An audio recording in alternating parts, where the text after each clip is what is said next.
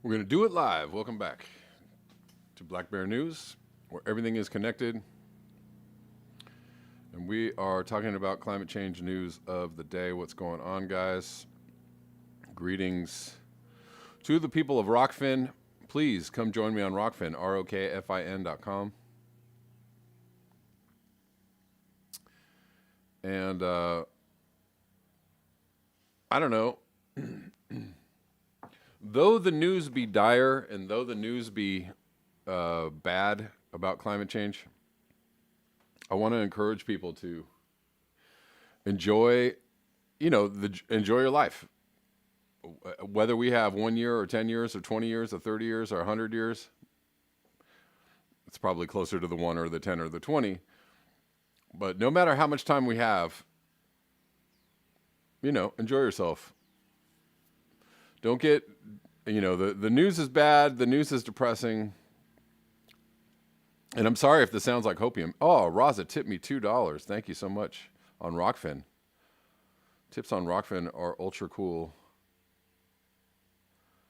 to me. Thank you. You don't really know. We don't know how long we have left. We don't know how much time we have. And, I kind of say this referencing, the people that, there were some people that used to follow this channel, and they still, I'm sure some people still do. But I started this channel about 4 years ago. And, there were a lot of people that followed this channel earlier on that were, it was heavy doom. Let's just say it was a heavy doom experience. And everybody was had pretty much concluded that we were done in a year, that we only had 6 months or 18 months, and that was it. And that, the methane gun had gone off and we were done. And we are still here. We're still here, and though things are accelerating, though climate change is accelerating, though the effects of climate change are accelerating, and people are experiencing, bad times because of climate change, freezes in Texas, hurricanes, wildfires, etc., droughts, etc. Even though all of that stuff is going on, we're still here, and there's still a lot of people that are living in relative comfort and safety. So, and relative, lack of danger. So all the people that were on this channel that were like, that's it, we only have a year left. And then next year it was like, that's it, it's over in a year. All right, here we go, over the falls, year 3, year 4. Okay, that's it, we're done. We're definitely done this year. You don't know. You don't know. You really don't know. So it's like, why live that way? And why insist that everybody else does too? That's the thing for me that actually bothers me, is that, like, the insistence that everybody else repeats the same things that you do all the time. That's it, over the falls, we're done. We're done in 6 months. Okay. And anyways, if it makes me, somehow filled with hopium, which actually doesn't make any sense, because I understand the situation completely, and I understand the severity of the situation. I understand the limited time that everybody has on this planet, climate change or not. You could just walk out into the street and get hit by a bus tomorrow. So, climate change may not have anything to do with it. But I'm just saying, you give it a fucking rest with the whole, like, with the, oh my God. You're talking about hopium. Okay, whatever. And I'm sure there's a lot of people that stopped watching this channel because I just wasn't, like, pessimistic and doomy enough. Oh, all right. No, that's not true. I understand the situation completely. However, I'm not going to live my life, the more time goes on, the less I feel inclined to be panicked or like, oh my God, it's been like 4 years now, and every single year was supposed to be the end. And then I'm still here. We're still here. People are having difficulties. It doesn't look good. The situation doesn't look good, but Lighten up, lighten up, let it go, lighten up, enjoy yourself, enjoy the day. After you're done with this channel, and go enjoy the day, take a hike, go do something fun, go to the beach, go enjoy nature. I suggest you do that, and do that knowing that we all have a finite amount of time on this planet. So whatever. Yes, Irk1. People have been saying that since the 2008 financial. Right, and there's supposed to be an economic crash every single year. That's it. Economic crash leading to millions of dead people. Okay. Alrighty.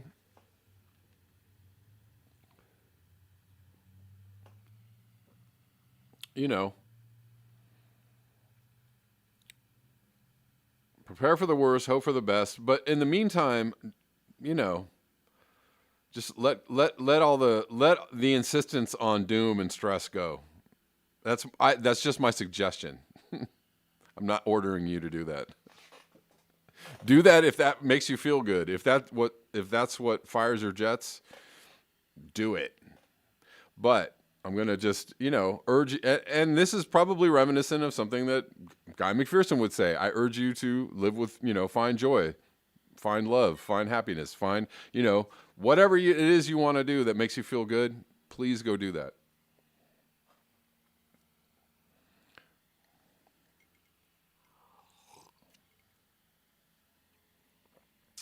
Rich Diana, I go out in nature and I see no insects in ever more houses. That's also very true. Very, very true. Yeah, the signals of doom are all around us. However, I refuse to go down, in a morose state. I'm just gonna, and I'm gonna have a little bit of hope. Sue me. I'm gonna have a little bit of hope that somehow humans get their act together. It's about this big. Not a lot. Okay. Anyways. Yeah, enjoy it now while you can, because it's not going to be very nice in the future. All right. Anyways, I don't know why I had to say that, but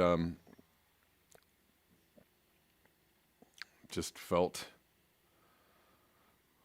called to say that.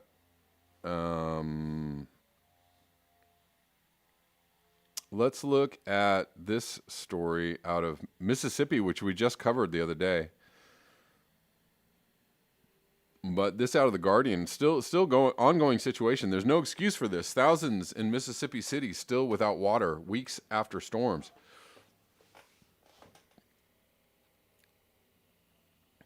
And this is definitely climate change telling you that life is going to be a little less normal. In Jackson, where 80% of residents are black, the cold led to breakages in the city's aging pipes, leaving thousands of its residents without running water. So another Flint-like water emergency happening in Jackson, Mississippi. Probably caused by a double whammy of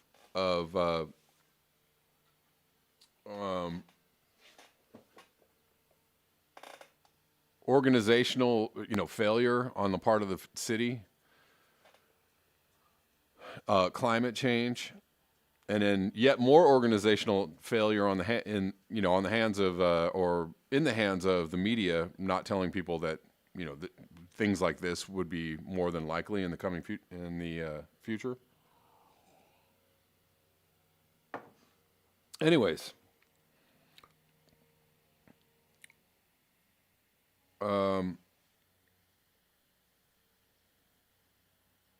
As the sound of rainwater droplets crescendoed around him, Roderick Reedus stood by his front door and took a moment to reflect on the many indignities of the past fortnight. It's just the simple fact that you can't wash your hands, he said. You can't take a bath. Every time I touch something, I know it's not clean. Like every other resident in his two-story apartment complex, Reedus has been without running water since mid-February, when Jackson, Mississippi's state capital, was lashed by two back-to-back winter storms. They crippled the city's ailing water infrastructure and left thousands of residents now entering their third week without flowing pipes.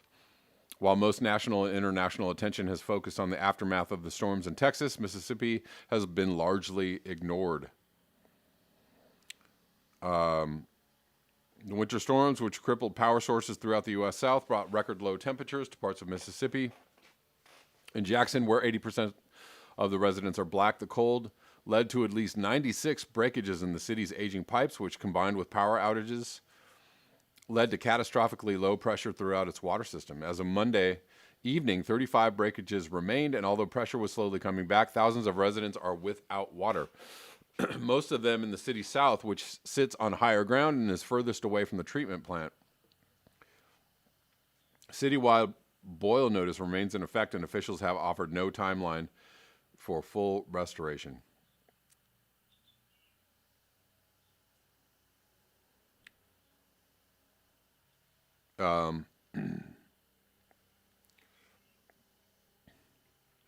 Jackson's mayor, Chokwe Lumumba, has said the city requires $2 billion to revitalize its ailing piping and treatment system. He compared the city's pipes to peanut brittle, explaining that as repair crews move in to fix the pipes, one repair can lead to another breakage. Mississippi is America's poorest state, has long faced chronic infrastructure problems. 2020 report card published by the American Society of Civil Engineers gave the state a D+ grade, noting decaying systems across roads, energy, solid waste, and a host of other essential services. On its drinking water systems, the report noted some were losing as much as 50% of treated water due to breakages, that certain systems were still dependent on pipes laid in the 1920s.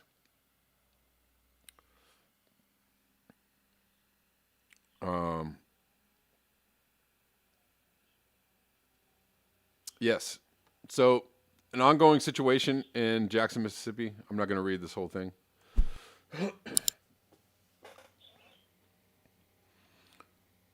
A water crisis happening in Jackson, Mississippi due to aging pipes, climate change.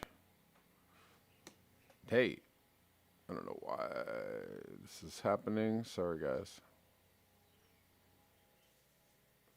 Is this not working? Sorry. Anyways, sorry about that, Rockfin. My buttons sometimes do not work. Aging pipes, climate change, etc.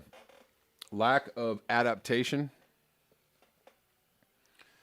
Lack of awareness around the need to adapt to a changing environment.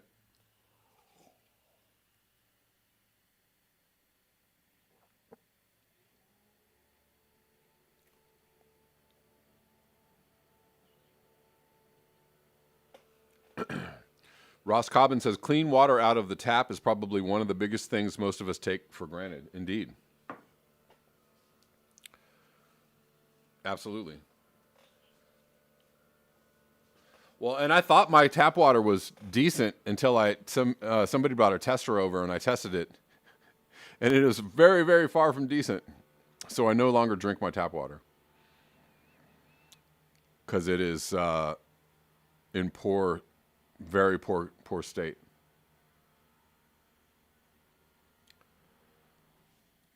Kim Chanholzer says D+ grade for doomed. Indeed.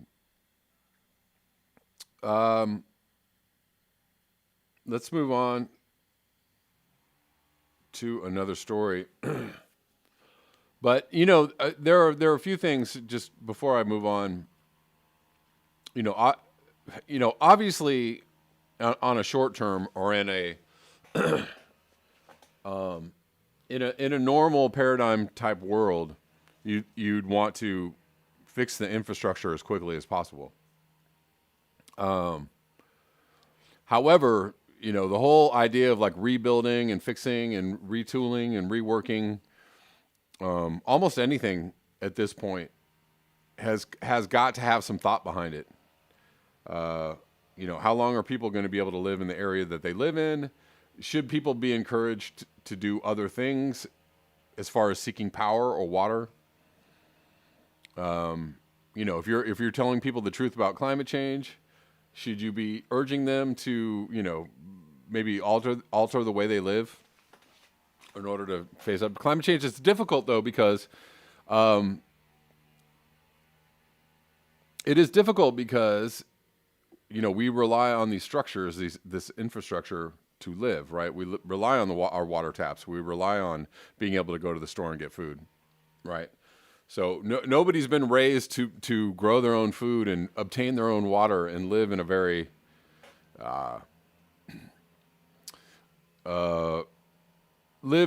like off-grid survival type way, right? The word I was looking for was prepper.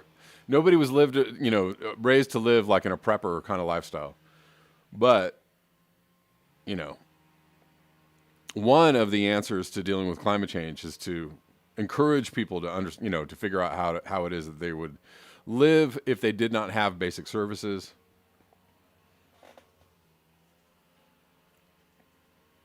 And then the other problem is that a lot of people don't have money to do this, right? It costs money to live off grid. It costs money to homestead. It costs money to set up a farm or set up a place where you can live outside of the system.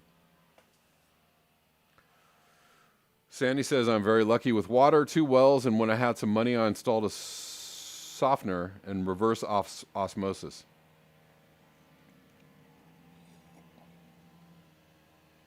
That's good. That's good. Yeah, I mean, if everyone could have such a setup. Basil says, my well water is good, but has calcium from the limestone, so I do the zero filter for drinking and coffee. You have a spring available? That's good. So, yeah.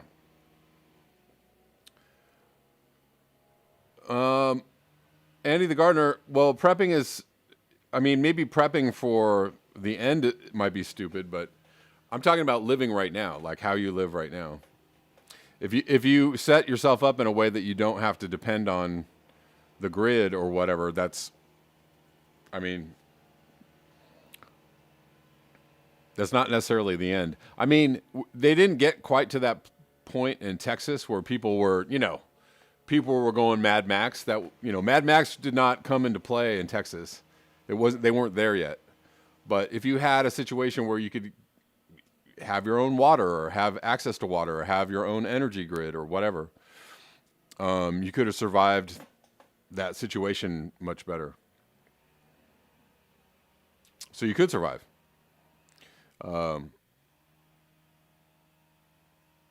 Scott Andrews, plant some okra. Yeah, you're set. You're good to go. You are good to go.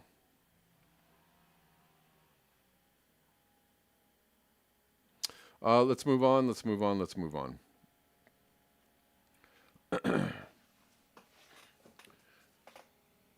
Well, this is basically the other thing I wanted to cover today.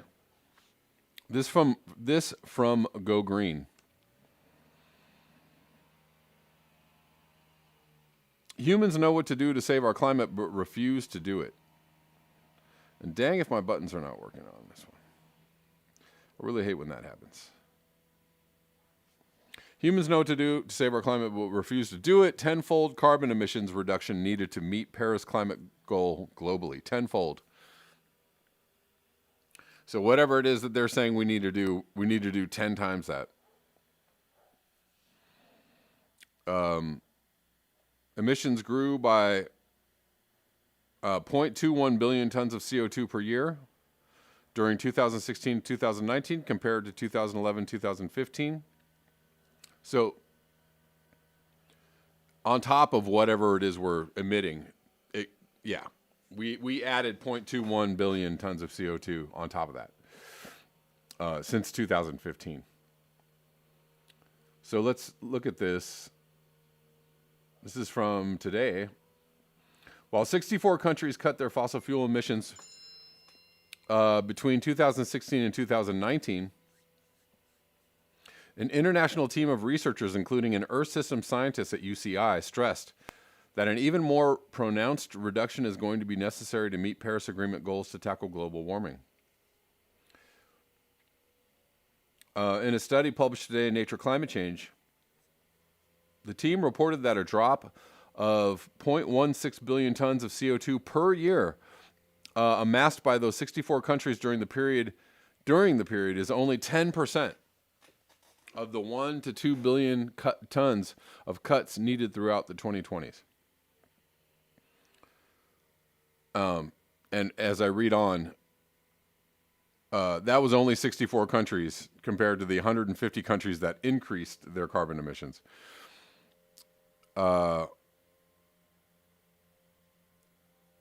Anyways, the cuts needed to avoid exceeding global warming within the range of 1.5 C to less than 2 C ain't gonna happen. We need some realistic news. That's why this channel exists, because if you didn't know that, we're not avoiding 2 C, guys. Sorry.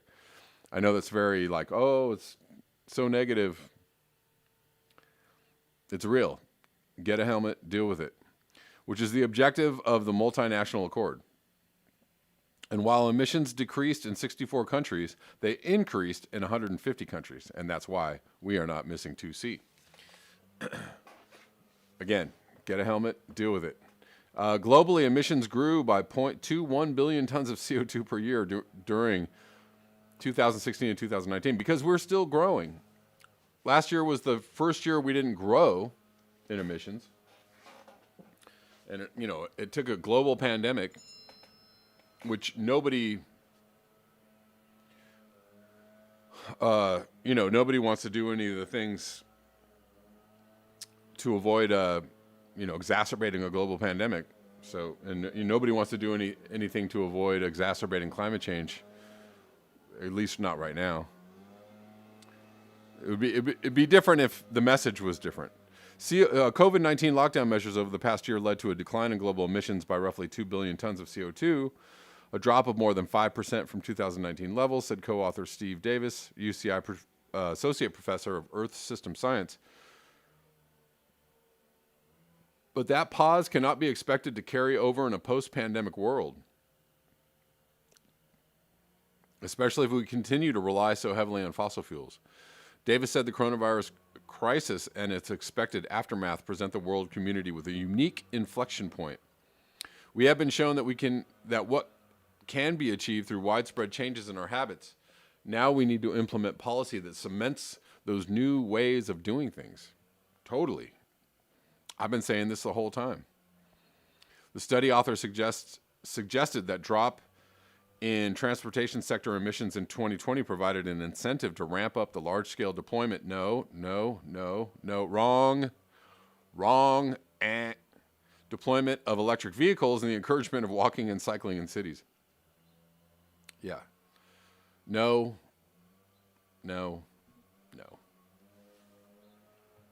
it's not an incentive to ramp up electric vehicles. It's an incentive to stop driving your car. Stop driving your car. Walking and cycling, thank you, would be super helpful.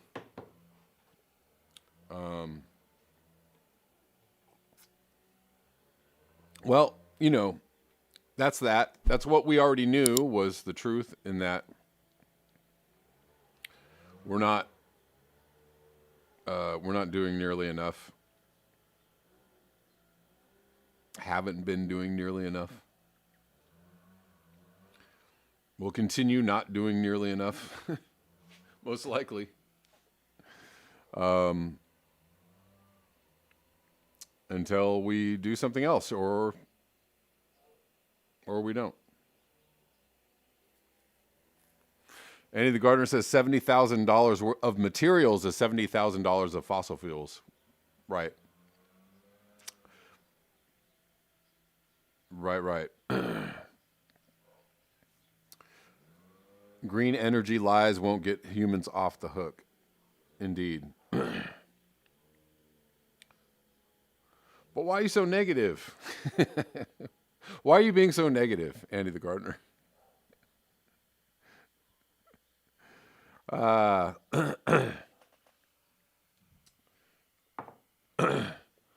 Let's see.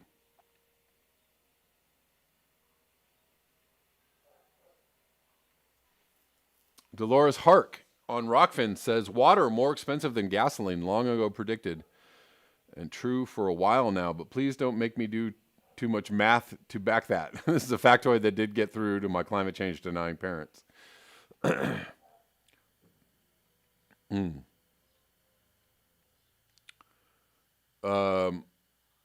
Yeah, soon enough, that will be the reality.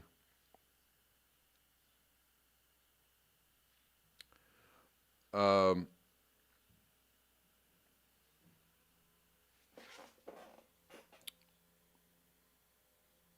Let me see.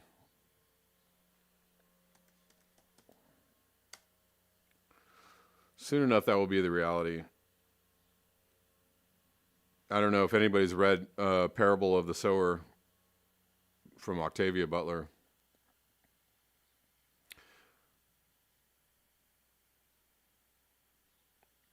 But it basically, basically sci-fi, dystopian future sci-fi, about how humans will just, human systems will slowly crumble.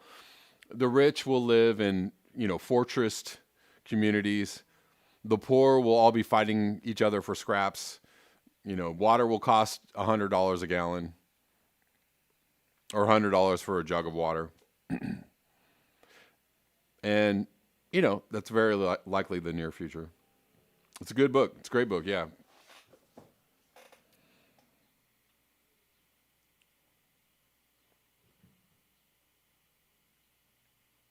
Parable of the so-and-so. Yeah.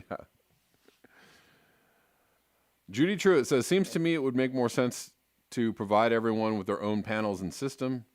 Electricity loses energy the longer it travels. Yeah, well, I mean, that makes total sense, Judy Truitt. But you know how often the people in power use common sense or do common sense things, right? How often does that happen? God, we could just give people food and a place to live because we've got plenty of food and places to live right now for people. We could just give people solar panels and they could generate their own electricity, and we would totally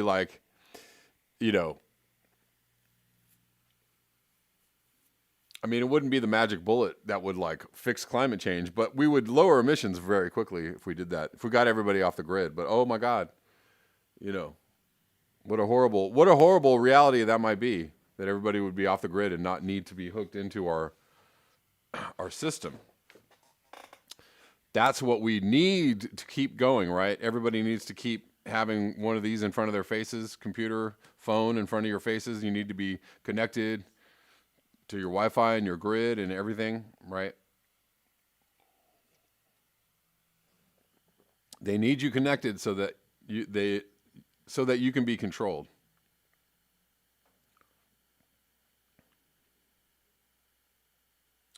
Ecocentric Homestead says we are heading for a population and economic crash. That's just being a realist.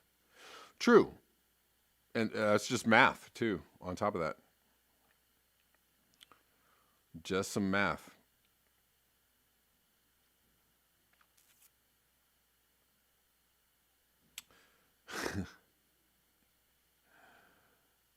Yeah, I don't know where to get magic bullets, Raza. I'm not sure. Amazon? Try Amazon.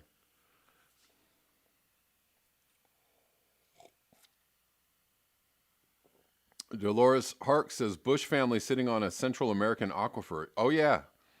Read sometime back, so I don't know current. Yeah, well, they have, the Bush family has a compound in Uruguay. Pretty sure it's Uruguay. Yeah, they own acres and acres and acres. In the same way that the rich have been buying up land, in the same way that Bill Gates has been buying up farmland in the U.S. It's not just the U.S., by the way.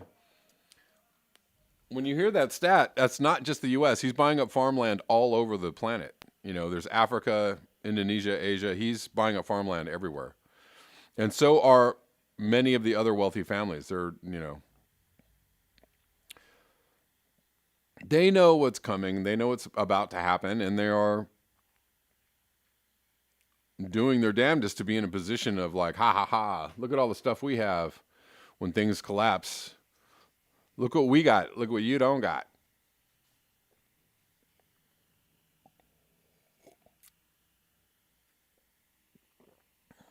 Patagonia, Judy Truitt. Oh, I don't know.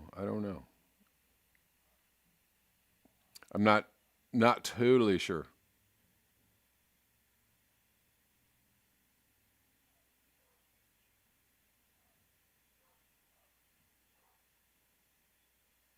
Anyways, guys, that about does it for me. I'm going to be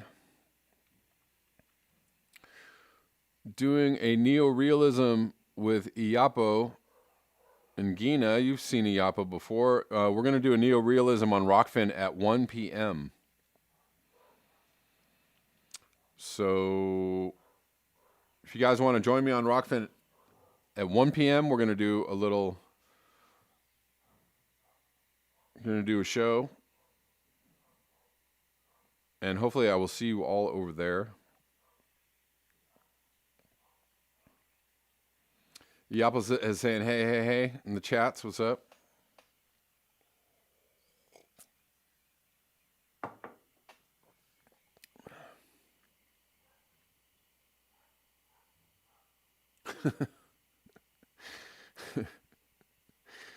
Yeah, Reagan, yeah. Kind of, sort of, yeah. All right, guys. Till next time, Had Vollmer. We'll see you later. See you guys in a little while. Peace.